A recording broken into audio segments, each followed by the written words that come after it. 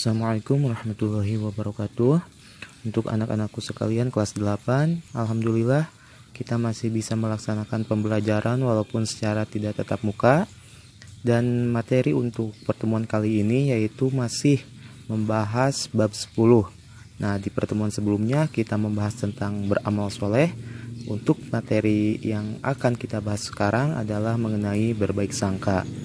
Untuk menambah kebarokahan pembelajaran kali ini, kita baca basmalah terlebih dahulu. Bismillahirrahmanirrahim.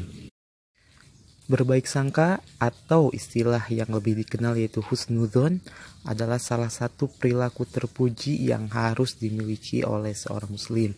Lawan dari berbaik sangka itu adalah buruk sangka atau dikenal dengan istilah suudzon. Ini merupakan salah satu perilaku tercela yang harus dijauhi karena merupakan suatu perilaku yang akan merugikan diri kita sendiri dan juga merugikan orang lain. Adapun dalil yang menjelaskan tentang berbaik sangka yaitu yang pertama dalam Al-Quran, yang kedua dalam hadis. Dalam Al-Quran terdapat dalam Quran surat Al-Hujurat ayat 12, sedangkan hadis Rasulullah SAW diriwayatkan oleh Imam Bukhari dari Abu Hurairah radhiyallahu anhu.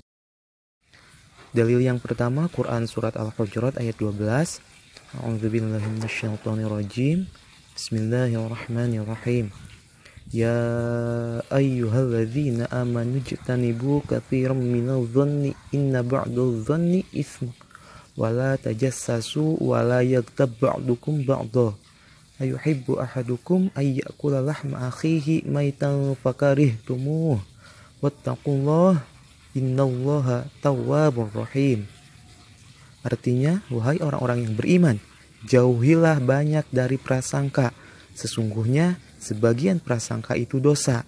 Dan janganlah kamu mencari-cari kesalahan orang lain. Dan janganlah ada di antara kamu yang menggunjing sebagian yang lain. Apakah ada di antara kamu yang suka memakan daging saudaranya yang sudah mati? Tentu kamu merasa jijik. Dan bertakwalah kepada Allah. Sungguh Allah Maha penerima tobat, Maha penyayang. Dalam ayat ini Allah melarang kepada orang-orang beriman untuk tidak melakukan beberapa hal. Di antaranya satu, jauhilah banyak dari prasangka.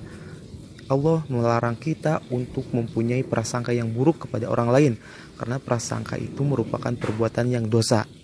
Dan yang kedua, Allah melarang kita untuk tidak mencari-cari kesalahan orang lain. Kita tidak boleh mencari-cari aib orang lain. Kita boleh naik tetapi tidak boleh menjatuhkan orang lain. Kita harus berprestasi tapi tidak boleh menjatuhkan orang lain.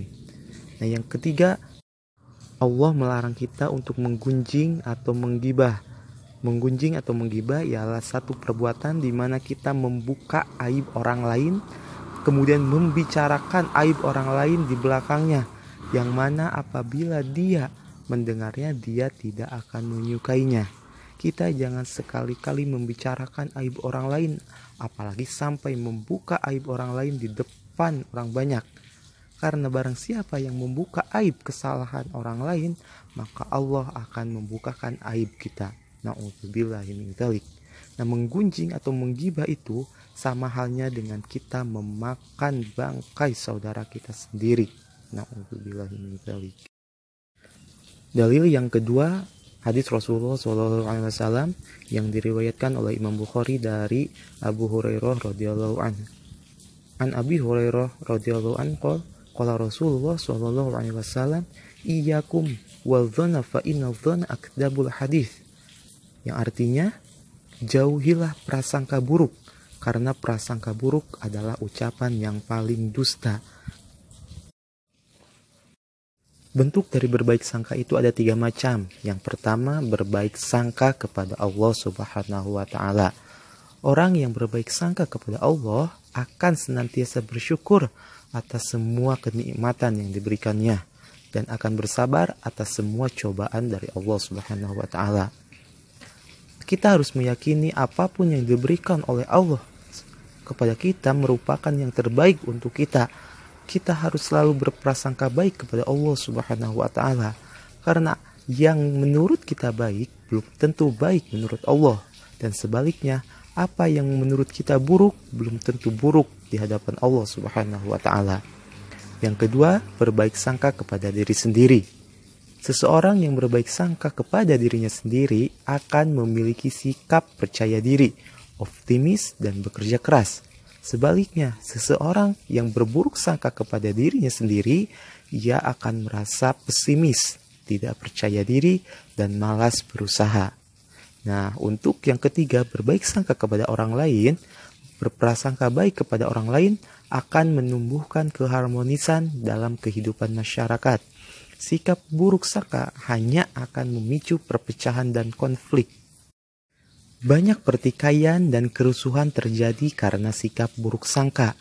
Jika ada isu-isu negatif yang kita terima, hendaknya kita mengklarifikasinya terlebih dahulu, agar kita tidak terjerumus kepada sikap curiga dan berburuk sangka. Dan untuk selanjutnya, kita akan membahas apa sih manfaat dari berbaik sangka.